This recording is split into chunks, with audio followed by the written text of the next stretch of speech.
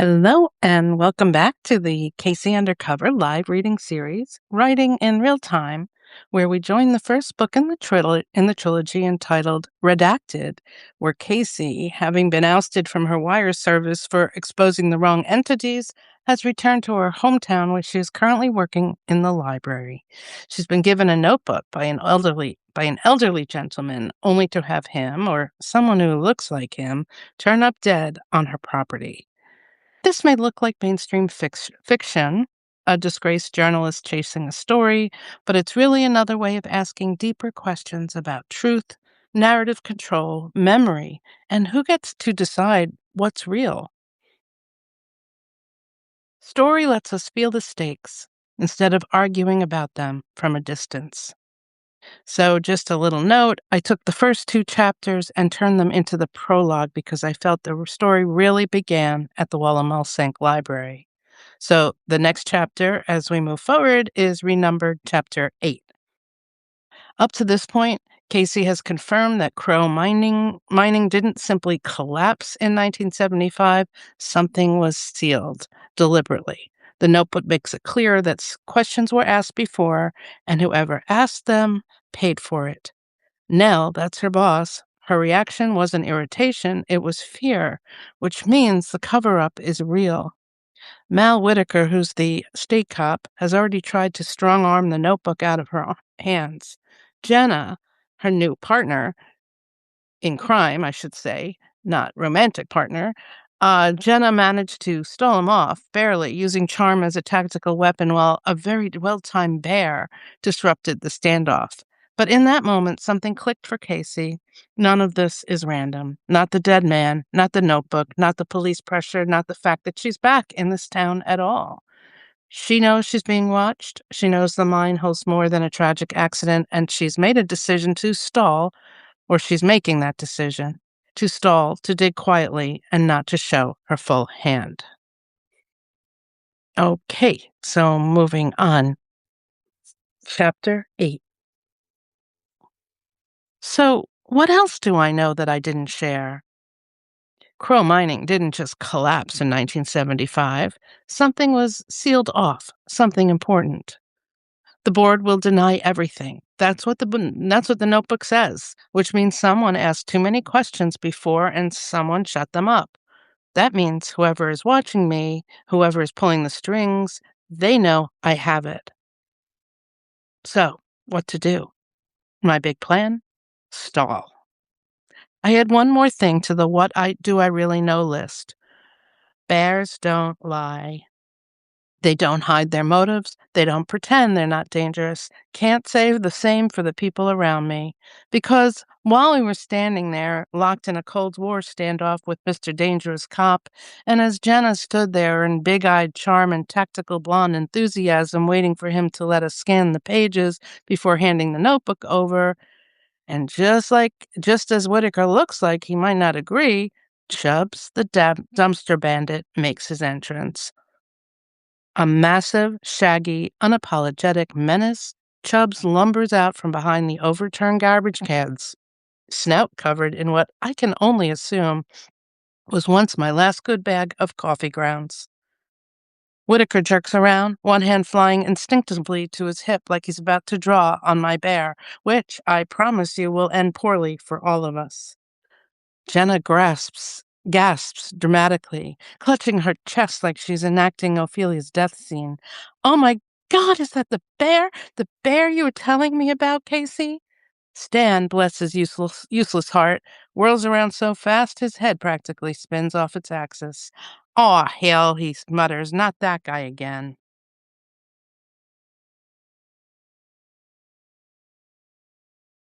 And my fuzzy guy, Chubbs, ambles toward the wreckage of trash like he owns the place, completely unbothered by the tense law enforcement standoff happening 10 feet away.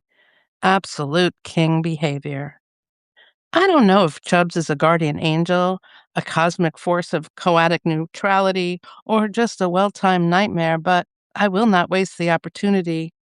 As Whitaker takes a step back, eyes locked on 300 pounds of problem, Jenna claps her hands together. "Well," she chirps, "I think this is your cue to exit." And she indicates stage left. Whitaker is in the process of accessing whether Chubbs is worth bothering about and apparently deciding the negative, nods and sidles toward his car. Me, I take one slow back, then another, until my heel hits the threshold of my front door. Jenna and I exchange a lightning-fast look, and we book it. We slam the door shut just as Chubbs gives the trash a mighty, victorious shove, knocking it over with a resounding clang. I press my back to the door and let out a wild, breathless laugh. "Jenna," I state, "you have no idea what we've just stepped into." Breathing heavily, she flashes a happy grin. "I know." "Jenna," I say, shaking my head, "I do have to thank you." She tucks her loosened ponytail behind one ear. "I know. You believe in me." I issue a small snort in answer and take an assessment. Notebook secured. State cop distracted. Bear comedic genius. Which means I now have a window. Not a big one, but enough. Enough to start pulling threads, enough to start connecting the dots before someone erases them, enough to see if my parents' disappearance is tangled up in this mess. And if it is, well, I'm not the kind of person who lets things go. And just as I think that comes another rat-tat-tat on my door. 3 slow raps, measured, deliberate. Damn. Jenna and I exchange a look. "Expecting dead bodies?" she asks, raising an eyebrow. "Maybe Chubbs has learned to knock," I respond. Jenna sneakers. I don't, because I have a feeling I know who it is. I drag myself toward the door and yank it open, bracing for irritation, and there he is again, Officer Maleficent. Big, broad, dangerous, and not so subtly looking past me into my house. Of course he is. Leighton, he drawls, eyes sliding over my shoulder like I'm just the doorframe. Funny thing, I got some info and wanted to return with the news. Liar. He saw Jenna's perky sky blue MG still sitting in my driveway and decided to return without the half cop. From her spot at my kitchen table, Jenna plasters on a bright smile. "Officer Whitaker," she chirps. "How thoughtful of you." If he notices her sarcasm, he pretends not to. Instead, he leans a little against my doorframe, too casual, too easy, and says, "You'll want to hear this update." His gaze flicks over me. "We've identified your dead guy." I cross my arms. "Already?" He straightens slightly, bristling just enough to be noticeable. "We have up-to-date equipment, Leighton. You think we're just dusting prints here with coal?" To be fair, my tone might have invited that comeback. He nods, checks his pad. "Name's Franklin Holloway." I blink. "Holloway? As in related to Stan Holloway?" Jenna asks, moving closer. Whitaker smirks. "Bingo! Stan's cousin, former contractor, bounced around for years, worked for Crow Mining in the 70s before they shut down. Had a few run-ins with the law, nothing serious, mostly trespassing, but always in places he wasn't supposed to be." "And Stan didn't recognize him?" I ask, incredulous. To be fair, Stan hadn't seen him since he was a kid. I glance at Jenna. She's already scribbling notes, like a woman possessed. I say, voice even, "That means what exactly?" Whitaker shrugs, but there's something measured about it. "Means he was either looking for something or someone didn't like what he found." His gaze flicks toward Jenna again, a long, lingering, creepy as hell look. And then, just before I can say, "Thank you, isn't it time for you to leave?" he tilts his head, smirking like a wolf who's gotten a whiff of something tasty, and says smoothly, "I'd like to take you to dinner Friday, Jenna." It's not the words that make my stomach twist. It's the way he says them. Jenna gives a small, forced laugh, waving a hand like it's nothing. "Oh, don't we have that thing on Friday?" I interject. Whitaker glowers. I hate the way he looks at her like a butcher eyeing a cut of meat. "Sure, that would be wonderful," Jenna says, ignoring me. I hate that Jenna, for all her sharp instincts and gut feelings, doesn't seem to notice the danger she's putting herself in. And more than anything, I hate how everything in my gut screams that this man is wrong. Wrong in a way I can't name. I don't want her going to dinner with him. Well, Whitaker says, pushing off my door frame. Guess I'll see you then. Jenna gives me a tight smile. I'll bring the note. Jenna gives him a tight smile. I'll bring the notebook with me. Sharp girl. She bought us time. As soon as he's gone, I whirl on Jenna. You can't go. Jenna blinks. What? You can't go. She laughs, waving me off. Oh, please. It's just a meal. I've handled worse. I shake my head. Jenna, I'm serious. There's something. Something what?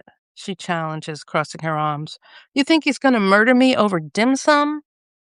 I don't answer, not because I doubt this town has ever heard of dim sum, but because I don't know what to think yet. All I know is that Mal Whitaker is wrong, and the idea of Jenna sitting across from him, alone in some dimly lit restaurant, spinning her usual charm and not realizing she's sitting with a wolf in a pressed uniform, makes my skin crawl. Jenna watches me for a beat, then she tilts her head. Hey, I look up. I know, she says gently. I don't trust him either. I don't think you should go, I repeat. She nods. Well, just let me work with him. I open my mouth to protest, but she cuts me off. I won't go anywhere with him alone, she promises. I'll make an excuse, get in and out fast, and I'll make sure I don't have to give him the original notebook. I exhale. Are we making a copy? Jenna grins. I knew it. You do believe in me. I don't answer, because I don't believe in Mal Whitaker. And I have a sinking feeling that before this is over, we're going to regret ever letting him into this story at all. It doesn't make sense. I've spent years honing my ability to find what someone, government, corporation, drunk executive, has tried to bury. It's a skill I've sharpened through necessity, through stubbornness, through the quiet thrill of unraveling a lie thread by thread. If something existed, I could find it. But Franklin Holloway does not exist. Neither does the mine. Neither does Black Vein. No ownership records, no board of directors, no environmental reports, no tax filings, not even a half-hearted community complaint about noise pollution from the days when the mine was still active. It's a void, a carefully manicured absence. And that's the tell. Information doesn't just vanish. Even if records were sealed, even if pages are scrubbed, even if someone with government-grade clearance walks into a server room and pulls the plug, there should be something. A citation in a forgotten geology thesis, a disgruntled ex-employee ranting on a dead farm, a land survey gathering dust in a municipal filing cabinet. But there's nothing, which means this isn't neglect. This is deliberate. Someone didn't just cover their tracks, they remapped the entire terrain. Fine. If I can't find what's been erased, I'll find where the holes used to be. I'll find the holes where it used to be. Okay, and start looking at the people who should have crossed paths with him. I stop looking for the mine and start tracing the industries that would have depended on it. Transport, shipping, fuel permits, supply contracts. I stop searching for Black Vein and start searching for the conversations where it should have been mentioned, but wasn't. Because when you erase something completely, you leave behind its absence, its essence. And I've spent my life thus far learning to read between the lines. I return to the notebook, its pages fragile, its secrets buried in ink and time. Outside, the last remnants of chaos have settled.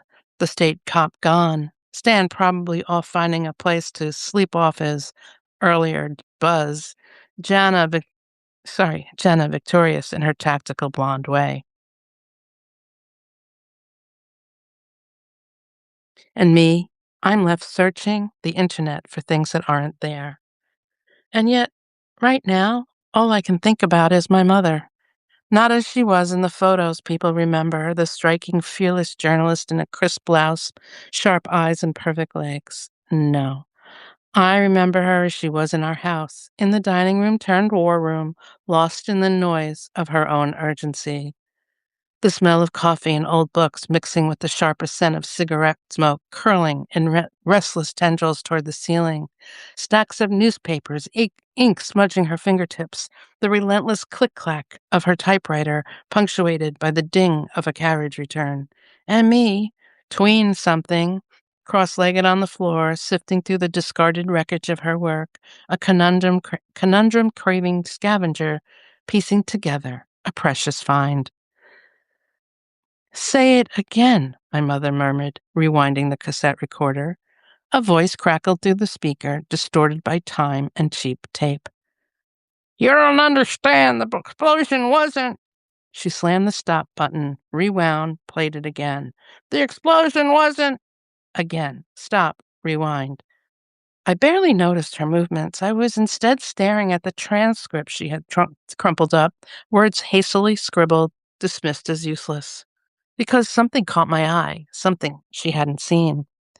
The hesitation, the break in the sentence, the truth hovering in the silence. The voice hadn't been definitive, it hadn't been certain, and my mother had dismissed it. My mother had missed it. "Harper!" My father's voice floated in from the other room, buried in his own obsessions. "The story isn't done," she shot back, sharp and immediate. A long pause, a sigh, the sigh of a man who's heard this argument before. "They never are!" Harper exhaled sharply, rubbing her temple, then turned her gaze to me. "Did you hear that, Cassie?" she asked, voice clipped but focused. "The trick isn't finding the story, it's knowing when to stop digging." I nodded absently, but I wasn't listening because I already knew she was wrong.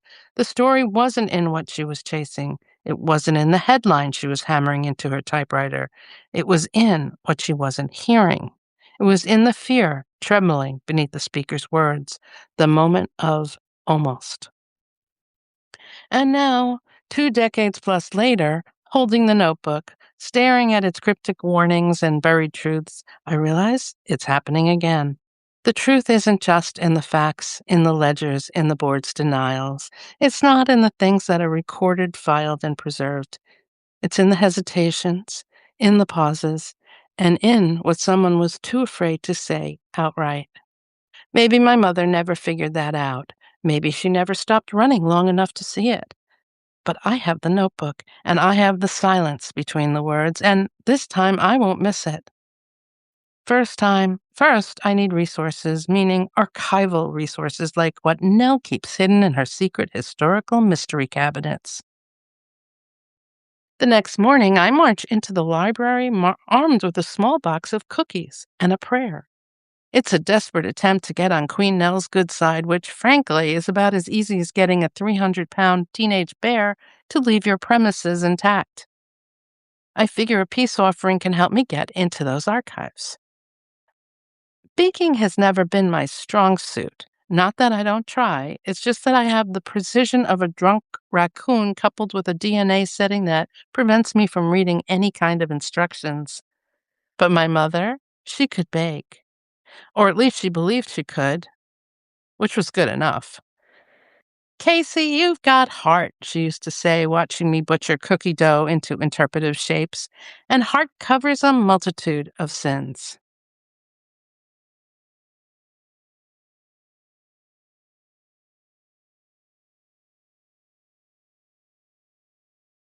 Which in this case includes, but is not limited to, overmixing, undermixing, forgetting the baking powder, remembering the baking powder but forgetting to mix it in, rolling the dough too thick, rolling the dough too thin, burning every third batch just a little too much.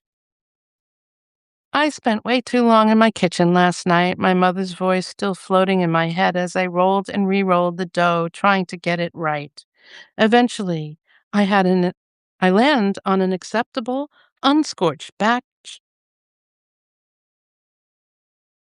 powdered sugar, mildly elegant, and definitely skewed toward Nell's bargain basement idea of refinement. Now, standing beside her door, I knock gingerly and try not to talk myself out of this. A sharp voice calls from within. Come in! I push open the door, forcing my face into something resembling cheerful confidence, and hold out the box.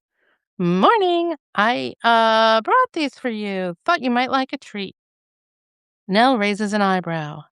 The look she gives me is so piercing, so surgical, it's like she already dissected my motives and laid them out on the table before I finish my sentence. Her eyes flick from the box to my face. This was a terrible idea. But I press forward. Lemon shortbread, I blurt out, as if announcing it will magically make the situation less awkward. I noticed you had some baking cookbooks in your office, and I thought, well, you might appreciate something homemade. Silence. For a moment, Nell just looks at me. I brace myself. She knows. She knows this is a bribe. She knows I'm shamelessly trying to soften her up before I inevitably ask her for something. And then, to my utter disbelief, she smiles. It's small, barely there, but it happens. Thank you, she says like a little girl, giggling and taking the box. She lifts the lid, picks up a cookie, inspects it like she's appraising a diamond, then, realizing it's probably edible, takes a bite. That's very thoughtful, she says, chewing. Anyway, I'll let you return to it, I say, retreating. And just like that, I chicken out. Because I do have something I desperately want to ask about the library's archives, the restricted files, the documents Nell keeps under lock and key. Something could be in them that ties back to the notebook, to my parents, to the whole mess unraveling around me. But instead of asking, instead of standing my ground, I shove my courage into the same dark corner where I shove all my questionable life choices and bolt. Because as much as I want answers, I'm not ready for Nell's reaction when she realizes what I'm digging into. And that's the end of that chapter. I will see you all tomorrow. Bye now.